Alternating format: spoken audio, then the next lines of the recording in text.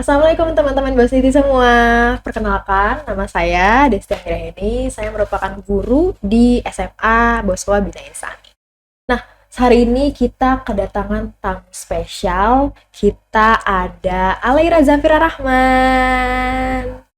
Nah, teman-teman, kita di sini akan tanya-tanya seputar Alaira yang for your information, Alaira ini diterima di 6 perguruan tinggi luar negeri banget nih teman-teman. Nah, di podcast kali ini kita akan ulik dan tanya-tanya lebih jauh mengenai proses dan juga perjalanan Vira untuk sampai dan keterima di 6 perguruan tinggi luar negeri. Hai Vira. Hai Miss Desti. Oke, Vira, sebelum kita tanya lebih jauh nih, boleh Vira bisa menceritakan keseharian Vira ataupun memperkenalkan diri ke teman-teman Bosniti di luar sana sebagai siswa Boswa Bina Insani. Pertama-tama, hai teman-teman Bosniti. Perkenalkan, aku Alaira Zafira, biasa dipanggil Vira. Aku itu siswa kelas 12 SMA Boswa Bina Insani. Dan sekarang aku sedang mempersiapkan untuk kuliah ke luar negeri. Keren banget. Oke, Vir, saat kamu diterima di 6 universitas luar negeri sekaligus, apa sih perasaan pertama yang kamu rasakan pada saat itu? Yang pastinya bersyukur ya, karena akhirnya perjalanan yang udah aku lewatin itu membuahkan hasil juga. Dan juga seneng karena akhirnya perjalanan aku dan juga bisa membanggakan kedua orang tua aku. Iya pasti ya, Ya. soalnya keren banget nih, Ya. 6 perguruan tinggi sekaligus. Mm-mm. Nah, sebelum Iya. mendaftar, apa memang kamu dari awal tuh punya target ke luar negeri untuk kuliah? Jadi aku tuh ada mimpi kuliah ke luar negeri itu dari kelas 9 waktu aku SMP. Tapi saat itu aku belum yakin kalau misalnya S1-nya tuh bakal di luar negeri. Kayak waktu itu mikirnya hanya S2-nya aja yang ke luar negeri. Karena belum tahu kalau S1 tuh gimana sih jalurnya gitu. Terus habis itu seiring berjalannya waktu, kayaknya sekitar kelas 11 deh, aku mulai yakin kalau misalnya aku mau S1 ke luar negeri. Seperti itu. Memang dipersiapkan dari kelas 9 Iya. ya. Betul. For information, teman-teman Bosniti, di sini ada 6 perguruan tinggi luar negeri, yang mana yang pertama itu ada University of Toronto, terus University of Massachusetts, University of Exeter, Newcastle University, terus juga ada Queen's University Belfast, dan yang terakhir ada Arizona State University London. Wah, keren-keren sih ini universitasnya. Nah, dari keenam acceptance tersebut, menurut Vira, mana sih yang paling membuat kamu bangga atau yang paling membuat kamu berkesan? Tentunya dari 6 itu aku paling menanti yang Toronto ya, Miss. Karena emang target aku tuh utamanya ke situ. Cuman kenapa aku bisa daftar banyak karena juga untuk memperbesar peluang aku keterima. Nice decision. Thank you, Vir. Nah, menurut Vira, apa sih faktor utama yang membuat kamu bisa lolos di banyak universitas luar negeri? Menurut aku ya, faktornya yang pasti kita harus coba daftar ke banyak univ ya. Karena kalau nggak daftar kan nggak bisa diterima kan. Terus juga harus punya profil yang kuat. Profil yang kuat tuh dari IELTS, terus juga nilai rapot, dan juga CV. Karena itu yang dipakai untuk daftar dan yang mereka lihat dari applicants gitu. I see. Yang pasti IELTS adalah faktor utamanya ya. Iya. Kita harus mempersiapkan IELTS lebih dulu. Mm-mm. Nah, untuk persiapan IELTS tuh kira-kira berapa lama deh? Kalau aku saat itu aku ikut les online buat persiapan prepare IELTS tuh 2 bulan. Tapi pas itu tuh kayak masih ke distract sama banyak hal karena waktu semester kemarin aku masih sibuk lomba, terus juga masih sibuk ujian, TKA, dan akhirnya aku baru bisa fokus prepare IELTS tuh akhir Desember, which is aku take IELTS tuh awal Januari, jadi emang mepet banget, hanya beberapa minggu. Nah, tapi selain itu karena emang dari TK aku udah IF selama 8 tahun, jadi menurut aku emang fondasinya dari situ sih. Karena kalau yang aku les itu hanya untuk memperkuat fondasi aku, karena kan tes IELTS formatnya beda kan, jadi kayak supaya kita lebih familiar sama format IELTS aja gitu. I see. Thank you, Fir. Nah, banyak mungkin teman-teman Bosniti yang penasaran sebenarnya proses daftar universitas di luar negeri itu seperti apa sih? Boleh diceritakan mungkin? Prosesnya yang pasti gak singkat ya, karena yang pertama harus ada hal-hal fundamentalnya dulu. Dari kelas 10 itu harus dipersiapin nilai raport yang stabil naik, dan juga ada rata-rata minimalnya gitu. Kayak kalau misalnya ke Uniftop tuh minimal 85 untuk 5 semester. Terus juga selain nilai raport yang harus bagus, juga prestasi dan pengalaman itu juga harus dicari ya selama masa SMA dari awal kelas 10. Terus juga yang terakhir fondasi English ya sih, itu yang 3 ini yang penting untuk dipersiapin dari awal SMA.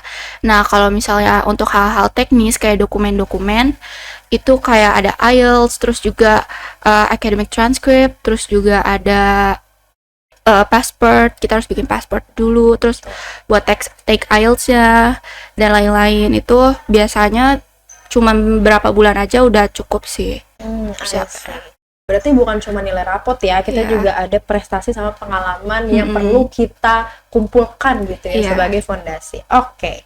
Nah, untuk mempersiapkan pendaftarannya itu mulai dari kapan sih? Apakah dari kelas 10, kelas 11, ataupun bahkan baru serius di kelas 12-nya?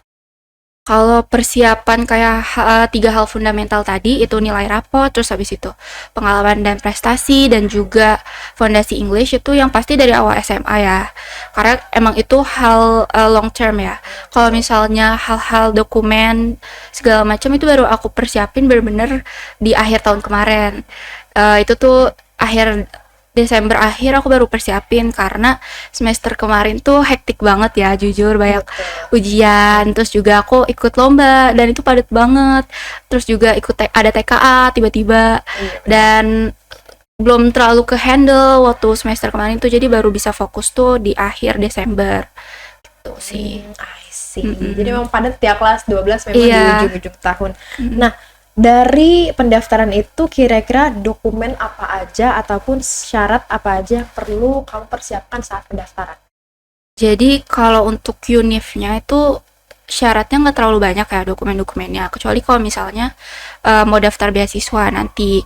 Kalau beasiswa tuh banyak persyaratannya. Kalau misalnya UNIF tuh hanya butuh IELTS, terus juga IELTS-nya juga ada minimal score-nya, terus juga ada passport, yang pasti harus bikin passport dulu, terus minta academic transcript ke sekolah, sama bikin CV. Itu CV nanti kita masukin pengalaman kita selama SMA, dan juga supaya UNIF tuh tahu kalian tuh ngapain aja sih selama SMA gitu. I see. Jadi ada IELTS, passport, academic transcript, sama CV. Iya. Oke. Nah, dari proses kamu mendaftar ke universitas luar negeri itu kira-kira bagian mana yang paling menantang gitu selama proses pendaftaran? Kalau buat aku ya personally itu lebih ke gimana cari info, karena saat itu terutama saat aku masih kelas 11 itu aku masih clueless banget tentang gimana sih cara-caranya, step-stepnya, terus juga jalurnya ada apa aja buat ke luar negeri. Jadi aku nggak langsung dari awal SMA tahu gimana informasinya, terus juga aku harus nyari sendiri, harus bisa secara aktif nyari infonya. Nah, karena dari kecil juga orang tua aku biasain buat do on my own gitu. Jadi kalau misalnya aku mau ke luar negeri ya aku harus aktif cari info sendiri gitu, dan itu aku lakuin dengan research, terus juga aku banyak nanya-nanya ke orang yang memang udah punya pengalamannya gitu. I see. Iya ya, kita harus cari sendiri beda sama di dalam negeri ya. Betul. Nah, oke. Nah, dari beberapa proses pendaftaran, kira-kira dari semua proses tersebut itu mana yang membuat kamu paling menyita waktu dan tenaga? Kayaknya lebih ke IELTS ya. Karena saat itu mepet aku persiapannya, karena padet tadi. Kalau misalnya dari hal-hal lain kayak CV sih itu tinggal nyusun aja, terus Kalau misalnya untuk persiapan beasiswa itu beda lagi karena jauh lebih ribet. Betul. Iya, Gitu. persiapan banyak banget persyaratannya. Dan Mm-mm. juga saingannya juga banyak ya. Iya. Oke, sekarang kita pindah ke bagian akademik dan juga persiapan diri Vira selama proses pendaftaran. Nah, selama Vira sekolah, kira-kira apa sih ataupun bagaimana Vira menjaga nilai akademik agar tetap konsisten selama sekolah? Sebenarnya gimana supaya kita bisa konsisten dari awal sampai akhir, itu kita harus ngejaga supaya kita nggak burn out sama hal akademik tersebut. Jadi di tengah banyaknya jadwal kesibukan, itu kita harus bisa balance antara sekolah dan juga kehidupan di luar sekolah. Karena kalau misalnya kita kehidupannya hanya di sekolah dan juga full belajar, full ngerjain tugas dan juga lomba, itu ya pasti akan burn out ya lama-kelamaan. Dan juga menurut aku itu sih yang penting harus jaga balance antara akademik dan juga non akademik gitu. Jadi kita harus punya apa ya istilahnya coping mechanism tersendiri. Kayak setiap orang kan beda-beda ya. Betul. Nah itu gimana cara supaya kita relieve stress kita, dan itu yang ngebantu supaya bisa cepet bangkit lagi kalau misalnya lagi capek gitu. Yes, exactly. That's what I did in every situation. Yeah. Kalau misalkan kita under pressure. Mm-mm. Jadi kayak harus ada hal-hal yang perlu kita rilis gitu Iya. ya, biar gak cepet stres ataupun burn out, teman-teman. Betul. Oke. Nah, ada nggak sih mata pelajaran tertentu yang membuat kamu lolos ke jurusan-jurusan yang kamu pilih? Yang pastinya karena aku pilih finance dan field business, itu mereka sangat melihat nilai ekonomi ya, nilai ekonomi, terus juga matematika yang sangat mereka lihat. Dua itu sih fondasi yang penting. Oke. Nah, selain dari nilai raport, apakah kamu juga aktif di organisasi, lomba, ataupun kegiatan lain yang menunjang? Mungkin Iya. bisa di-share ya? Jadi kehidupan selama SMA aku tuh gak cuman belajar terus, tapi juga aku menyeimbangkan dengan kayak aku pernah ikut OSIS, terus juga aku ikut lomba, terus juga project-project yang tidak terhitung banyaknya, project-project kayak Banyak jualan, banget ya. iya P5, terus juga kayak misalnya ekskul dan acara-acara sekolah itu kan banyak ya. Dan terus kalau di luar sekolah aku juga suka ikut kayak misalnya volunteer trekking, waktu itu aku pernah, terus juga volunteer ke panti asuhan. Jadi menurut aku kita in order to have acceptance ke luar negeri itu gak hanya perkuat di akademik tapi juga hal-hal non akademik, karena di luar negeri itu sangat melihat hal tersebut. Betul. Jadi Iya. relying on pengalaman Iya. ya, bukan cuma nilai di kertas atau nilai raport. Oke. Nah, dari keenam kampus yang menerima kamu, nah beberapa jurusan yang kamu pilih kan berkaitan dengan finance, Iya. economics, ataupun accounting dan bisnis. Nah, kenapa sih kamu bisa tertarik ke bidang itu? Asal muasalnya tuh gimana sih? Bisa diceritakan ke teman-teman Mbak Niti? Oke, jadi awalnya tuh emang dari SMP aku tertarik banget ke bidang IPS ya. Karena memang aku merasa ini tuh field aku banget gitu, dari berbagai hal, terutama aku tertarik ke economics sama finance saat itu. Terus masuk ke SMA kan di kelas 10 mempelajari semua mapel dulu kan. Nah, di situ aku mulai yakin kalau misalnya emang minat aku tuh lebih ke bisnis, ke IPS. Terus habis itu juga dukungan dari orang tua aku juga setuju aku ke bidang bisnis, dan juga dijelasin kayak prospeknya gimana ke depannya. Terus akhirnya aku coba cari-cari jurusan yang sesuai, akhirnya aku memilih jurusan-jurusan tersebut. I see. Jadi Iya. dari SMP ya pengalaman Iya. dan minatnya. Masuk ke jualan ataupun bisnis gitu ya? Iya. Oke. Dari SD sih kalau Oh, dari nggak SD. salah. Oke, dari kecil ya. Nah, dari ketertarikan itu datang, itu tuh berasal dari passion pribadi ataupun pengalaman tertentu, atau ada dorongan dari orang lain?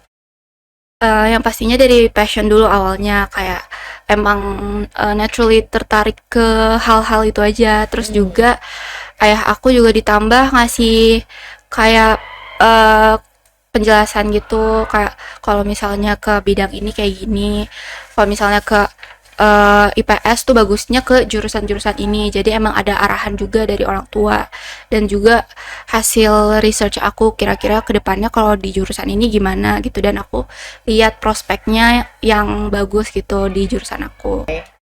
Oke, kan kamu tadi menyebutkan prospek jurusan yang kamu ambil ya. Nah, menurut Vira, seperti apa sih prospek karir dari jurusan-jurusan yang kamu pilih? Jadi utamanya kan aku finance ya.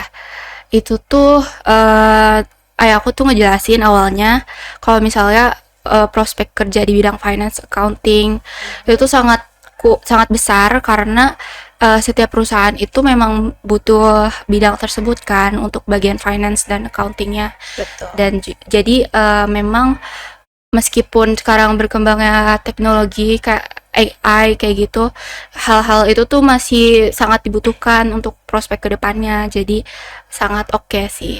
Oke. Iya. Nah, kita pindah nih sekarang ke peran sekolah.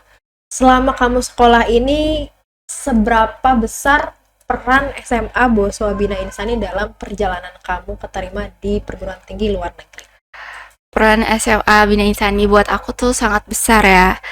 Terutama buat support dan juga pengarahan jurusan dan juga mendidik, gak hanya secara memberikan ilmu tetapi juga mendidik dari segi karakter dan juga mental gitu. Terutama di sini guru-gurunya sangat suportif dan juga kayak bikin aku percaya kalau misalnya apa yang aku mau tuh gak impossible gitu loh buat aku. Jadi itu memang bisa dicapai. Jadi aku lebih percaya diri aja gitu. Jadi bukan cuma dari diri sendiri, Iya. tapi kita perlu keyakinan dari orang lain dan juga betul. guru-guru ya, apalagi orang-orang terdekat. Nah, mungkin ada nggak sih guru BK ataupun wali kelas, bahkan guru-guru tertentu yang banyak membantu kamu selama proses pendaftaran? Ada nggak sih kira-kira? Yang pastinya guru BK itu emang aku kalau misalnya kita mau daftar kuliah itu kan arahannya dari guru BK kan. Betul. Tapi juga guru-guru lain juga sangat memberikan support, kayak aku cerita gitu kalau misalnya aku lagi proses ini dan juga guru-guru lain juga kasih support dan juga nggak sedikit yang kasih arahan juga. Kayak misalnya ada beberapa guru yang emang sering aku konsul juga gitu tentang ini gimana dan bagusnya gimana gitu. Sip, yang pasti guru BK ya, karena Iya. kan guru BK tahu nih alurnya seperti apa. Oke, mungkin ada nggak sih rekomendasi, motivasi, ataupun arahan dari guru yang paling kamu ingat sampai sekarang? Jadi kalau misalnya motivasi yang paling aku ingat tuh kan di SMA Bina Insani tuh Islamic, sekolah Islamik ya, dan mereka tuh nggak hanya menerapkan dari sisi keilmuan pendidikannya tapi juga bagaimana keagamaannya, dan selalu ditekanin kalau misalnya udah lulus ataupun udah gak di SMA Bina Insani lagi, itu tuh tetap harus ngejaga kayak nilai-nilai karakter dan juga kayak nilai-nilai agama yang pasti harus tetap dipegang, apalagi kalau misalnya nanti ke luar negeri itu kan banyak godaannya ya. Berbeda ya. Ya jadi harus tetap kuat secara karakter dan iman sih. Betul. Gitu. Sip, terima kasih. Nah, terus juga dari keunggulan sekolah yang kamu sebutkan tadi, apa sih yang paling mendukung siswa ataupun kamu sendiri untuk meraih kampus impian? Kalau dari segi kurikulum, kurikulum di SMA Bina Insani itu sangat menekankan memang ke jurusan yang emang kita mau dari awal.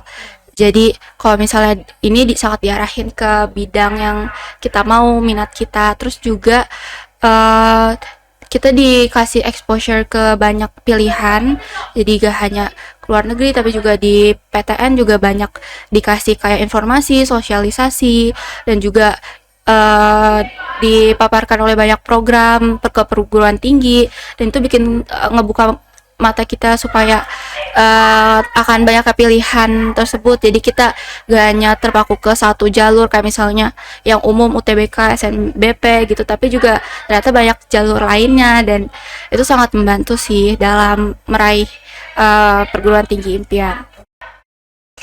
Oke, terima kasih Fir sharingnya. Nah, Iya. tadi kan kita udah berbicara tentang peran sekolah. Nah, sekarang kita pindah ke peran orang tua. Nah, bagaimana dukungan orang tua kamu selama persiapan kamu kuliah ke luar negeri?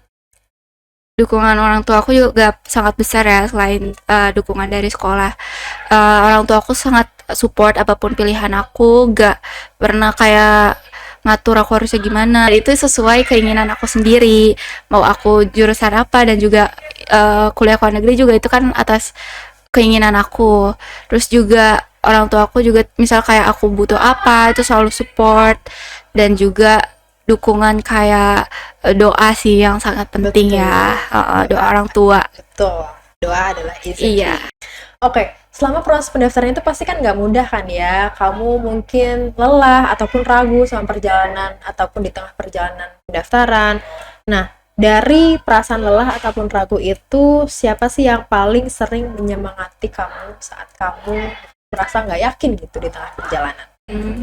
Sebenarnya banyak ya, selain orang tua dan juga di sekolah tuh guru dan teman-temannya sangat suportif banget kalau misalnya aku lagi capek, dan kayak misalnya kayak atau enggak aku nggak terlalu percaya gitu sama kemampuan aku, mereka tuh selalu ngeyakinin aku kalau misalnya aku bisa, dan sangat suportif deh. Aku senang banget ada di sini gitu. Iya, yang pasti jangan patah menyerah ya. Iya. Karena banyak banget orang-orang terdekat yang selalu mendukung kamu.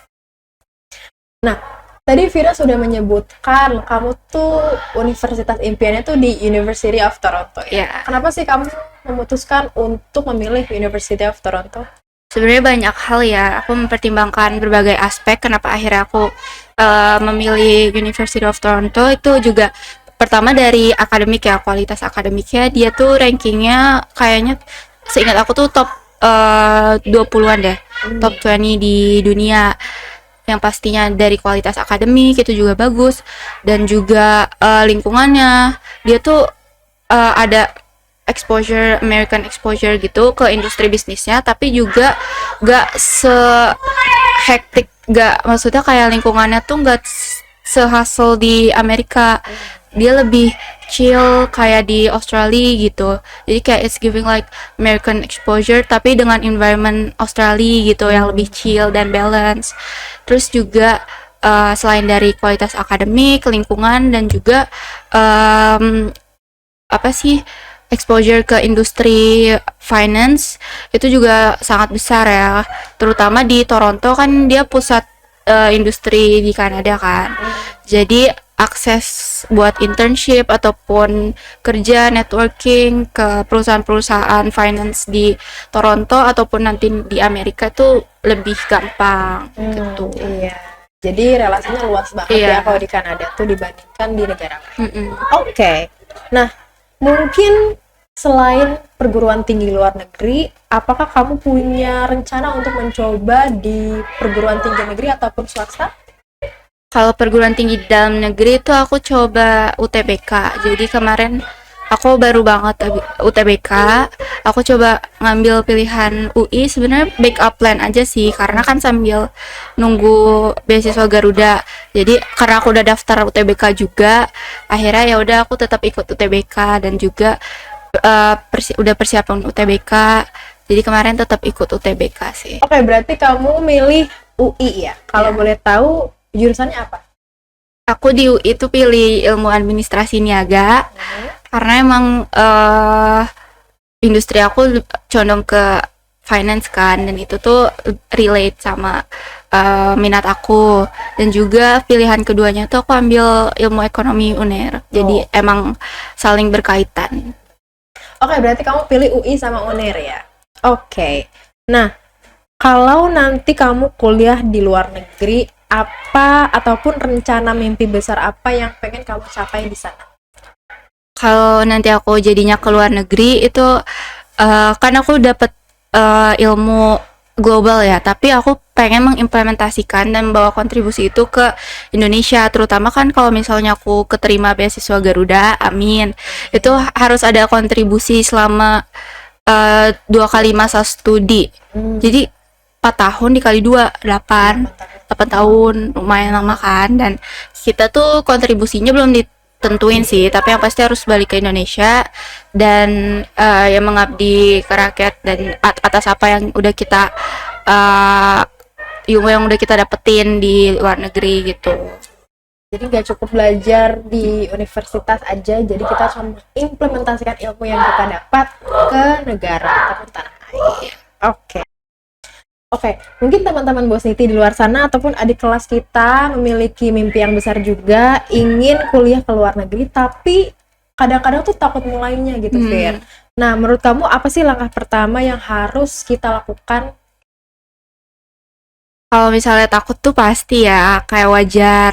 Aku juga dulu masih ragu dan juga nggak ngerti kayak gimana prosesnya dan keraguan itu pasti ada. Tapi yang pertama yakinin dulu motivasinya sebenarnya apa mau keluar negeri. Dari situ kalian bakal tahu tujuan kalian tuh keluar negeri karena ini, dan juga dari situ kalian bisa mulai arahin jurusan dan univ dan negara kalian maunya ke arah mana. Nah, kalau udah bisa cari-cari info lewat internet, research, atau enggak yang penting tuh ngobrol dan tanya-tanya sama orang yang udah berpengalaman. Ya, aku banyak nanya ke orang-orang juga dan mereka mau respon, mau bantu gitu. Jadi menurut aku sangat penting sih buat nanya ke orang-orang yang udah berpengalaman gitu. Terus juga selain itu kalau misalnya udah siapin mental dan motivasi, terus juga arahan kalian arah kalian mau ke negara apa, itu baru itu juga harus dibarengin sama persiapan fundamentalnya kayak akademik, terus juga English yang harus bagus, dan juga prestasi dan pengalaman juga jangan dilupain. Jadi bareng gitu prosesnya, nggak hanya persiapin mental aja, tapi juga hal-hal teknis juga harus disiapin. Betul, yang pasti tujuan kalian untuk kuliah ke luar negeri itu apa? Iya. Kita harus punya goals yang jelas ya. Kalau misalkan goals kita nggak tentu ataupun kita nggak yakin, pasti juga kedepannya akan gampang apalagi kalau misalnya cuman ikut-ikutan ya. Betul, FOMO, takut. Yang pasti teman-teman Bosniti punya goals yang jelas untuk kuliah di luar negeri ya. Jangan ikut-ikut teman ataupun FOMO. Oke, mungkin ada nggak sih pesan yang ingin kamu sampaikan ke teman-teman ataupun adik kelas di Boswa Bina Insani yang juga memiliki mimpi yang besar, dan apa sih yang pengen kamu sampaikan ke mereka? Oke, jadi buat teman-teman yang punya mimpi yang sama, kuliah ke luar negeri, itu harus dibarengi dengan usaha yang besar juga ya pastinya. Betul. Yang penting dari segi pendidikan, yang penting dari segi akademik, terus juga exposure ke informasi-informasi mengenai kuliah ke luar negeri juga harus kuat gitu. Bisa dengan ikut program-program pertukar student exchange ke luar negeri dari sekolah, terus atau enggak bisa juga ikut kayak pameran study abroad gitu, dari kayak waktu itu aku pernah ikut di IDP. Terus juga yang pastinya harus banyak network ke orang-orang yang udah berpengalaman, karena dari situ kalian bakal dapat insight-insight yang gak akan kalian dapetin textbook gitu. Kayak kalau misalnya kalian nyari hanya di website atau di kayak di internet, itu gak akan nemu insight-insight yang dari insight-insight yang memang dialami langsung sama orang yang udah pernah ngelewatin itu. Jadi itu sangat penting sih buat nyari teman atau network kalian yang udah pernah melewati hal tersebut, Kalau misalnya kalian gak ada teman yang udah pernah keluar negeri, bisa gampang sih cari ke di TikTok, di internet itu juga biasanya suka ada yang post kan di JJ ke PTLN. Betul. Itu bisa di DM aja, kindly DM mereka.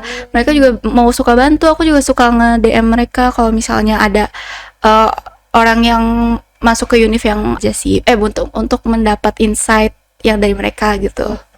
Berarti bisa tanya-tanya juga ya teman yang lain. Jadi harus aktif cari info ya. Kalau misalnya buat ke luar negeri gak bisa males-malesan atau nunggu disuapin informasi aja, karena emang jalurnya beda kan sama kebanyakan orang yang mau ke kuliah di dalam negeri. Kan sudah ada jalurnya kalau dalam negeri yang fix gitu. Jadi kalau misalnya kuliah ke luar negeri harus mau buat aktif cari info.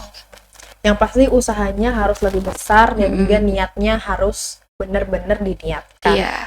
Nah, dan juga kita di sekolah BBI ada program immersion ke Australia, Perth, yang mana for your information teman-teman, jadi di BBI juga kita ada program immersion, yaitu pertukaran students ataupun student exchange ke Australia, Perth, yang mana hari ini sedang berlangsung. Jadi ada beberapa siswa kita dari SMA maupun SMP yang mengikuti program tersebut. Dan itu menjadi salah satu faktor juga ataupun bisa menambah experience kalian, apalagi kalau misalkan kalian ingin meng-apply kuliah ke luar negeri. Iya, jadi bener sangat terbantu banget ya. Oke, pertanyaan terakhir nih, sekaligus menutup perbincangan kita hari ini. Satu kalimat yang menggambarkan perjalanan Vira sampai bisa diterima di 6 universitas luar negeri. Satu kalimat itu mungkin bisa digambarin nih kayak usaha dan ikhtiar tuh penting ya. Jadi kalau misalnya kita punya mimpi besar, usahanya juga harus besar. Tapi juga jangan lupa dibarengin sama doa dan juga minta restu dari orang tua, guru gitu. Jadi gak hanya ikhtiar tapi juga harus dibarengin sama doa. Betul. Ya, karena kan gimana pun juga tetap Allah kan yang bisa menentukan. Manusia hanya bisa berencana. Betul. Untuk teman-teman Bosniti yang memiliki impian besar, yang pasti harus dibarengi dengan usaha yang besar. Bukan cuma dari diri sendiri, tapi kita harus gali informasi mulai dari relasi ataupun rekan-rekan yang sudah memiliki pengalaman yang sama. Iya, betul. Oke, terima kasih banyak Vira untuk informasinya, sharing pengalaman, gimana proses pendaftarannya, sampai akhirnya diterima di banyak perguruan tinggi luar negeri. Luar biasa banget. Tepuk tangan dong untuk Thank you Miss Desti for having me. Yeah. Nah, sukses terus untuk kedepannya. Semoga impiannya satu persatu bisa terwujud. Amin. Makasih Mi. Sama-sama. Oke, terima kasih teman-teman Bosniti yang sudah mendengarkan maupun menonton. Semoga informasi yang kita dapatkan dari Vira bermanfaat dan juga termotivasi, apalagi kalian yang memiliki impian yang sama untuk melanjutkan studinya ke perguruan tinggi luar negeri. Mungkin itu aja konten podcast kita hari ini. Saya Desti bersama dengan Vira. Terima kasih teman-teman yang sudah menonton. Bye. Assalamualaikum. Assalamualaikum.